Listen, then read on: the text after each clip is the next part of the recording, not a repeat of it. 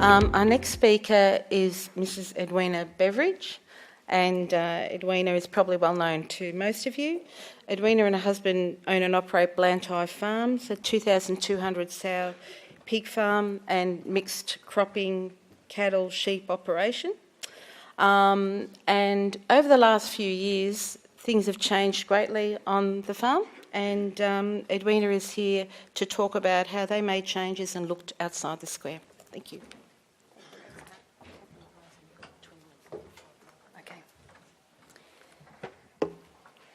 Hello everyone. Cost of production has been one of the main focuses of our business for probably about 20 years. Given the pretty tough situation our industry is in at the moment, we're happy with that direction and we'll keep going with it. Today I wanted to show you a few of the more interesting things we've done on our farm in the maybe a few more years than Pat said, maybe the last 10 years. But first, a bit of a rundown on our farm. We have about 2,000 sows. We have two different sites. We have a breeder and a grower site. They're about 4 kilometres apart, and we own the farm around both those sites. We reuse all our effluent on our farm because we also have sheep, cattle and grow crops. We grow about half of the grain that we use ourselves, if we get some rain, that is. We have 100% conventional sheds. As you did see in the previous photo, we have 6 eco sheds, but we didn't like them much, so we have converted them back to being conventional sheds. And actually, as you can see, if I go back one, we actually lost one of the roofs of them recently, and those 6 sheds are all about 15 or 16 years old, so we're just about to start, and we're going to put panel on those roofs and so they'll no longer be eco sheds at all. We have 100% liquid feed on our farm. All our sows are liquid fed. No pig gets fed dry feed. We even feed our suckers a gruel rather than just a creep feed. We started with 1,000 sows in 2007, so my husband and I took over part of my parents' business, and we started with 1,000 sows in 2007, and we've expanded that to 2,000, and as you've probably unfortunately heard, we've had a bit of trouble with trying to expand any further. Maybe given the predicament at the moment, that was not such a bad thing. Now, this is a table that shows our feed cost and compares that to the national average. The national average I got from the CRC, and our costs comes pretty much straight out of our accounts program. This is a delivered and milled cost. So we're doing very well to have our feed costs $70 a tonne lower than the average, and it's particularly nice at the moment. There are some things we have going for us. We live in a good grain growing area and we have reliable rainfall, mostly. We rarely pay more than $20 a tonne for freight on most products, particularly on grain. We buy a concentrated feed from a feed mill nearby. We don't have our own feed mill. It's actually my sister's feed mill that we buy from. And that doesn't include grain or other things. So we buy this concentrated feed and then add byproducts to it. At our grower site, 80% of our feed is a byproduct. In fact, and that's over average year on, every year mostly. That's where it comes out.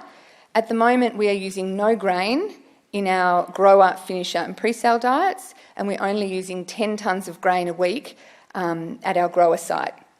Now, breeder site's not such a good story. We don't use byproducts there. We've often thought the risk was too great, but we're starting to consider whether we should change that. Currently, we have 5 main byproducts that we use. Some of these are easy byproducts that are quite common. That includes meal mix and whey. We also use each year about 8 million litres of dairy product that has either gone past its use-by date or for some reason it can't be sold into the human food chain. That includes ice cream. Some of that comes in tankers, but a lot of it comes, like you can see in this photo, packaged.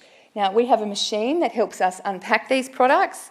We have 2.5 full-time staff who work in this shed unpacking dairy products or juice. We also receive, we usually receive about 1 semi-trailer load of this packaged product every day. We can unpack a couple of loads a day if we need to. But because it's a waste product, we don't get to choose when it arrives. So most days, one load a day.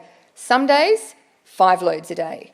Now, this has happened to us many times, and in fact, about 6 months ago, we were getting 5 loads a day every day for about 3 months. So we scrabble like mad and find backpackers and extra labourers, and everyone gets pulled off all sorts of jobs to help us unpack this product. It can get a bit messy, and it's really hard to turn it over quickly when we get that much of it.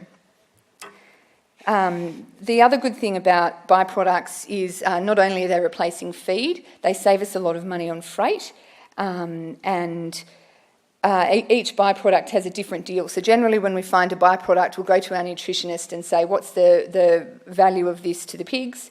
And then we work out backwards how much we can afford to pay. So some of our byproducts we will pay for, and some we buy and we'll pay the freight. Some of them, they pay us and they pay the freight. So they nearly pay us an unpacking fee. We've had a few disaster stories. I'm not forgiven yet for having accepted a few one-off byproducts. So I think we took about 70 tonnes of ganache. I didn't know what ganache was. It's like icing. And it came in 20-litre buckets. And I thought, oh, that'll be easy to unpack. When we tipped the buckets upside down, the ganache stayed in the buckets like cement. We had to open the buckets with angle grinders. So I am not forgiven yet by our lovely staff because that has taken us about 12 months to unpack that 70 tonnes. Now, it's not all fun and games. As you can see, this is some of the plastic that we have on our farm. We bale up plastic and cardboard and try and separate the two things. A lot of this plastic we used to sell it, now we just give it to a recycler. We're just happy if it's not on our farm.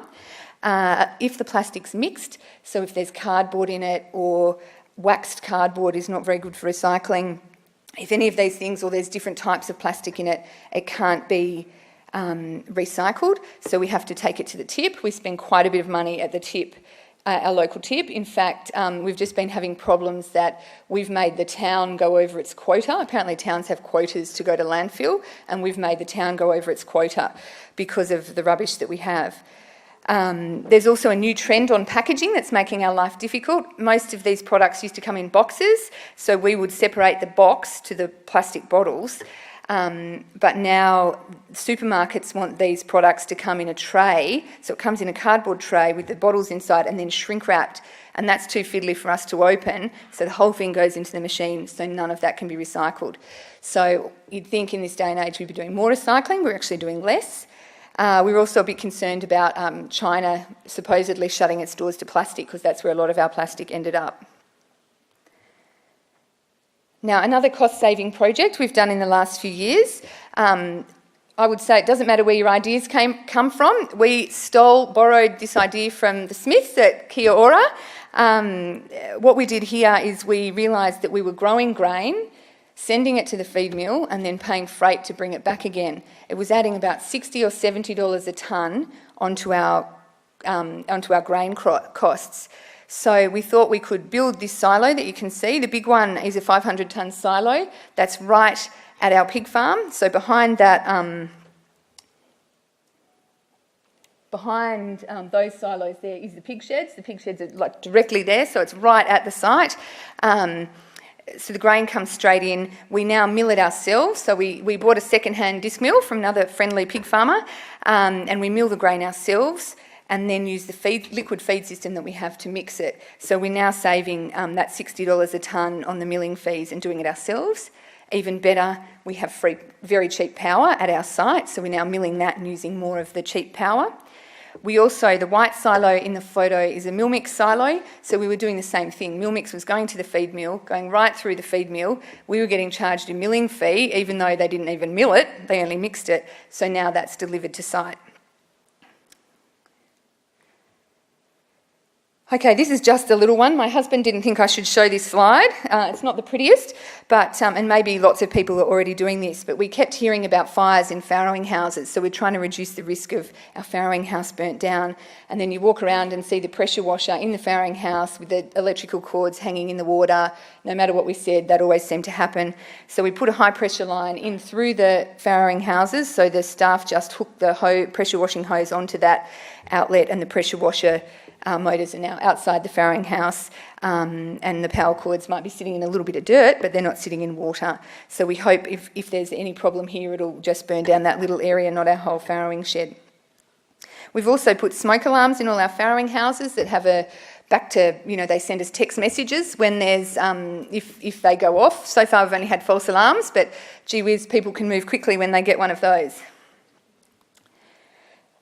We've also been using post-cervical AI for 12 months. We're really proud that our farrowing rate is 89% for the year so far, which is a good farrowing rate for us. I'm sure there are others who are better, but instead of telling you about that, I would like to introduce you to Damien, who's our mating shed supervisor. He was also unlucky enough to get caught by me trying to interview people for this. So here's a little video of Damien.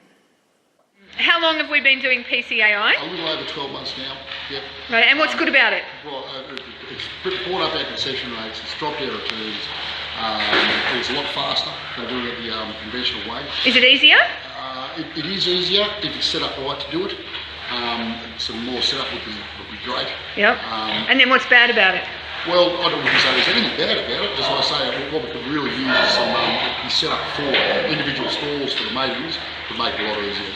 Right, and so you do it in a pen? We're doing it in a pen. We put 5 sows in one pen. That's an easy number to deal with. And then you go around and make that lock and move to the next pen. Yeah. So that's the way we're doing it, which is the easiest way we found, the safest way we found. Right. And how did you feel about it, Damo, when we first brought it in? How did you feel about the change? I suppose it's like anything. You think, what's it all about? How's it going to be? But we had to come in and show us what it was all about.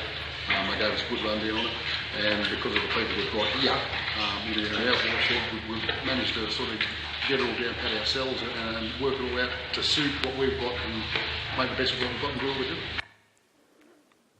Thanks, Damien. And we're really lucky to have great staff. We're lucky that we're only 15 k's out of our nearest town, so it's not too hard for us to find staff. But I was very interested in the earlier presentations, and we'll go and try and do what we do a bit better. Now, you've probably all seen a photo like this, so I just wanted to show this. It's not all easy. We always have dramas going on. This, a lot of you have probably had it already rammed down your necks, but we have a biogas plant. We have been making power on our farm for 6 years. I thought I would show you a table of really our profit and loss. I'm an accountant by trade, so I love profits and loss, particularly when they show a positive figure. So what I've done here is, this is the last 2 years to try and show, firstly, the generation that we've produced. So that top line is showing how much power we've produced in total on our farm. The second line shows the power that we've sold back to the grid. And the third line is the power that we've used on our site. Now, we don't make much when we sell power. You can see from that table we are paid about 7 cents a kilowatt when we sell power. And I worked out, we actually don't buy much power, but when I worked out what it was, our current cost of power would be 27 cents a kilowatt. So our savings are mostly around the power that we don't buy. Now, here's the profit and loss. And remember that the 17-18 year is only for 10 months, but the top line shows the power not purchased. So that is not a cost that we have, not money that we've received, but that's what it would have cost us if we were buying power.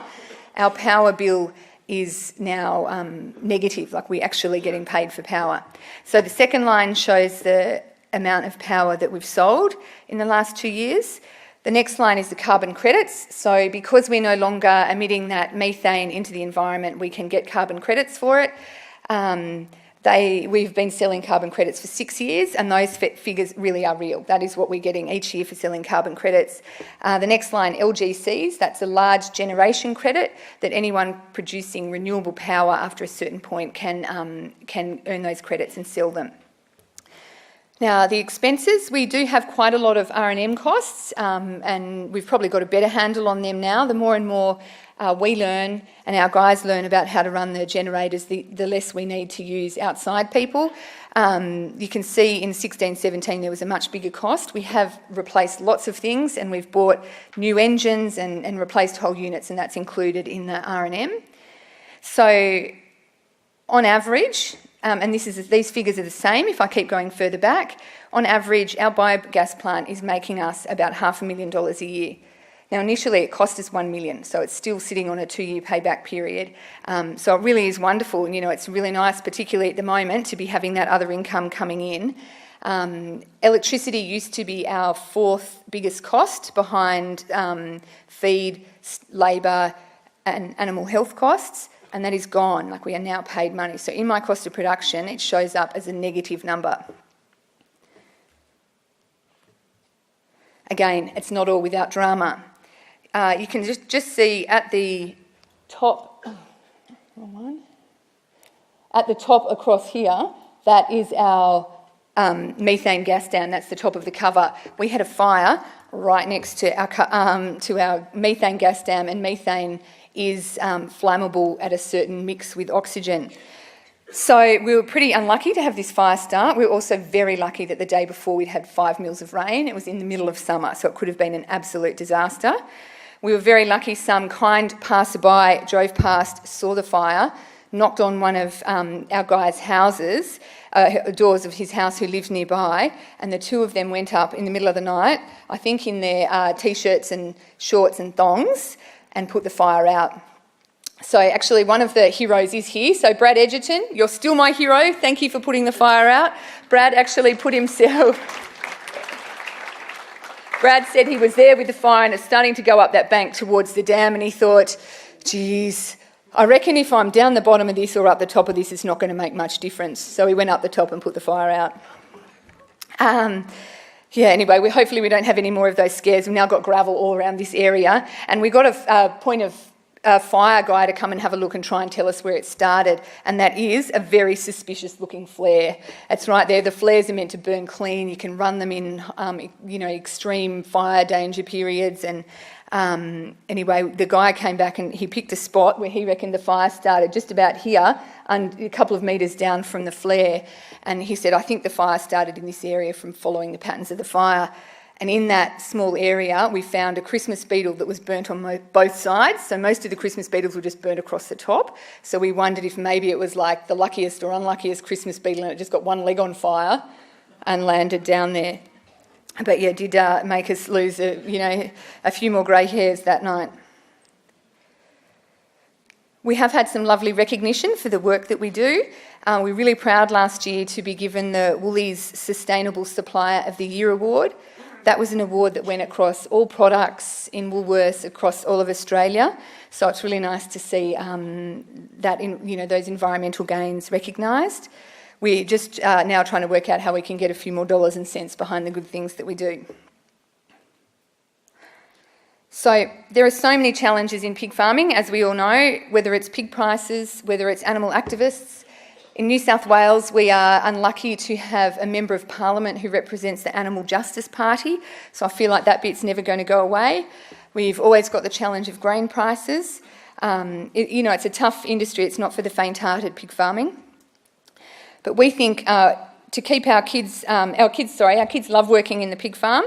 They're currently on $4 an hour. I think that's only going to go up. They love working with our staff. They also love coming home and talking about it, and we have been sitting at the table recently talking about mummified piglets and meningitis and all sorts of things that's not the normal dinner conversation. But we do have a good cost of production. We're really proud of that, and we are going to keep working really hard to keep ahead of the curve, because if we think we don't keep ahead of the curve, we won't be able to keep my little son Sam in his overalls. So thank you very much for listening. I'm well ahead of time, Pat. So thank you very much.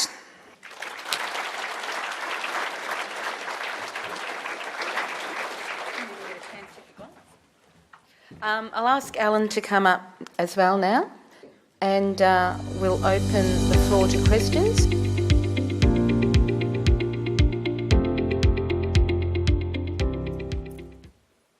Okay, Alan, I've got one for you.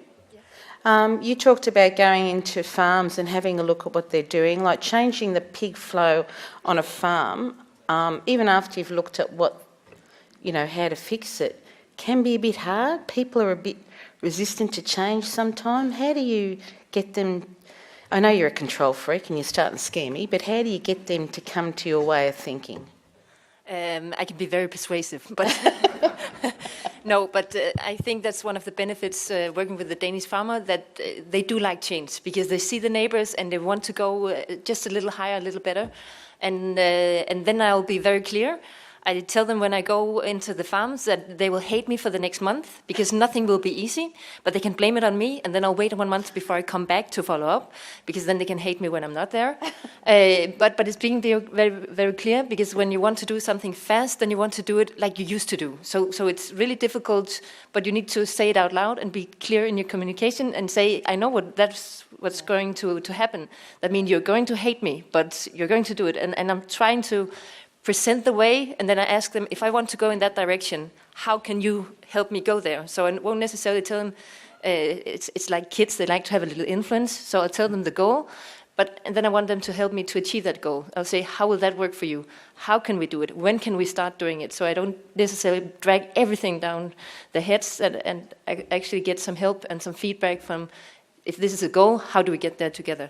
Oh, that's very good. And Edwina, you've made so many changes on your farm, and obviously it's really paying off for you and your staff and your family. How did you implement change? Well, Pat, when I was first approached to talk about this, I thought, I don't know that we implement change very well. But the lovely thing is I went around and asked some of our staff, how do we implement change? And they had the lovely answers. They said, we're told what the problem is, and then we, discuss it, or we trained in something, and away we go. And I think that the staff's attitude to change, I also said, what do you think about it? Like I asked Damien, and they all had really similar answers, saying, look, sometimes it makes me uncomfortable, but I know that if we don't try it, we're going to be back in the same spot. So I guess it was really nice for me to go and ask those questions, because I haven't asked those questions before. Oh, very good. Thanks, that's better. In Denmark, I noticed you mentioned castration before.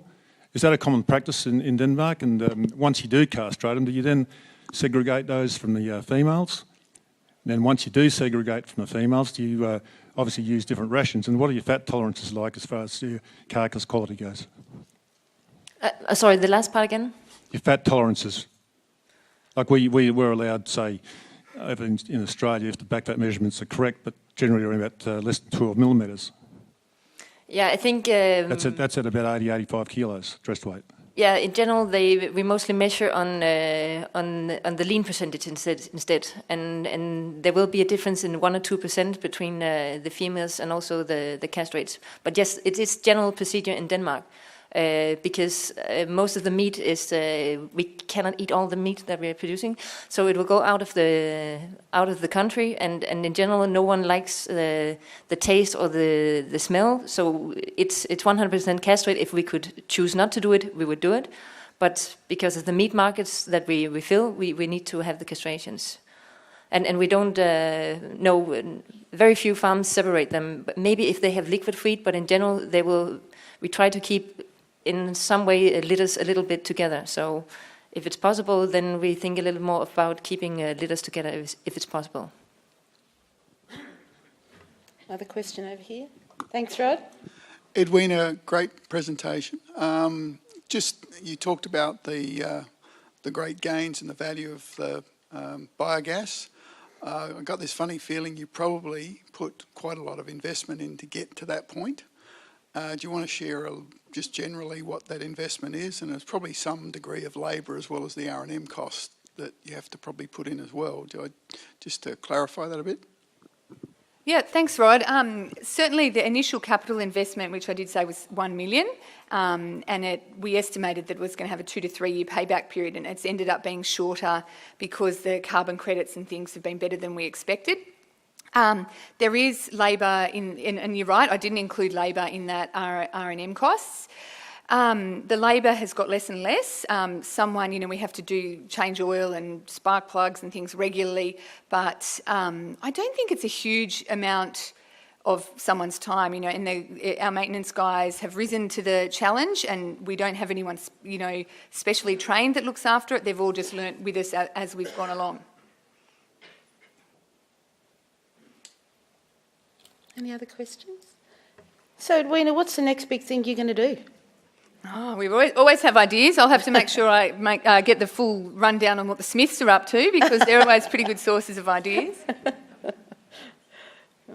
Just noticed Jared just tipping his head down. Yeah, I'll catch you, Jared, don't you worry. All right, well, I'd just like you to put your hands together and thank these two wonderful speakers.